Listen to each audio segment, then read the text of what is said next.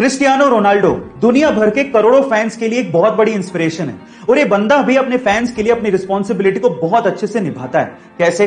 हाल ही में euro 2020 match से पहले प्रेस कॉन्फ्रेंस में जैसे क्रिस्टियानो रोनाल्डो पहुंचे, उन्होंने नोटिस किया कि माइक के पास 2 सॉफ्ट ड्रिंक की बोतल्स रखी हुई हैं। तो उन्होंने तुरंत उन सॉफ्ट ड्रिंक की बोतल्स को हटाया और कैमरे के सामने पानी की बोतल को पकड़ के ये कहा, ड्रिंक वाटर।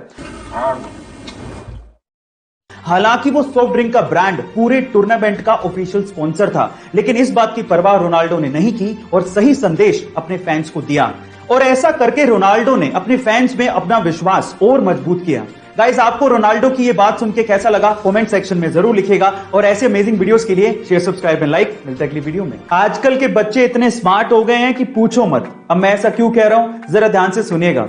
एक बार एक बच्चा टैक्सी में बैठ के बहुत सारी चॉकलेट खा रहा था, तो उसके बगल में बैठे एक बूढ़े आदमी ने उस बच्चे से कहा कि क्या तुम्हें पता है कि बहुत सारी चॉकलेट खाने से तुम्हारे दांत खराब हो सकते हैं? तो फिर उस बच्चे ने क्या कहा पता है? उस बच्चे ने कहा कि क्या आपको पता है कि मेरे दादाजी 132 साल तक जिए थे? तो उस बूढ़े आदमी ने कहा, क्यों? क्योंकि वो चॉकलेट खाते थे? तो फिर उस बच्चे ने कहा कि नहीं, क्योंकि वो अपने काम से काम रखते थे। अब आप समझ ही गए होंगे।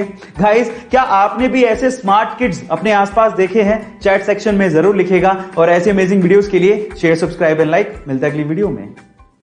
महाराष्ट्र के नासिक से कोरोना वैक्सीन को लेके एक अजीब सा वाकया सामने आया है। नासिक के अरविंद सोनार का यह दावा है कि वैक्सीन की दोनों डोजेस लगवाने के बाद उनके शरीर में चुंबकीय शक्तियां पैदा हो गई हैं। वो मैग्नेट मैन बन चुके हैं। मतलब ये कि उनके शरीर से सिक्के और चम्मच चिपकने लगे हैं। पहले तो उन्हें लगा कि शायद पसीने की वजह से होगा, लेकिन नहाने के बाद जब उन्होंने फिर से ट्राई किया तो सिक्के और चम्मच फिर से वैसे ही चिपकने लगे। पर साथ में अरविंद सोनार ने यह भी कहा कि वैक्सीन लगवाने के बाद उन्हें किसी तरह की कोई प्रॉब्लम नहीं हुई थी।